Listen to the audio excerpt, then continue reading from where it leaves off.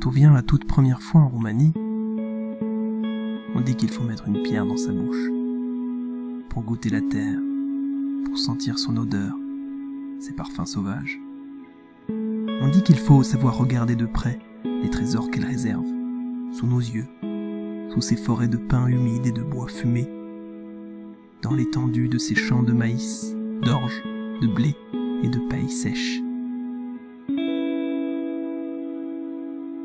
On dit ailleurs qu'il n'y a qu'à se baisser. On dit qu'il y a des arbres aux fruits magiques, comme ces vergers de prunes sauvages dont l'eau de vie rend le cœur des hommes heureux.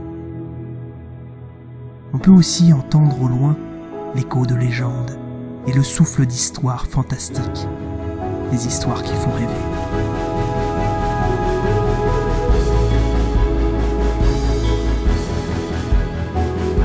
On raconte encore que si l'on voyage assez loin, au fond de la Transylvanie, dans des endroits escarpés et somptueux, on peut faire la rencontre d'arbres qui parlent et de fleurs enchantées.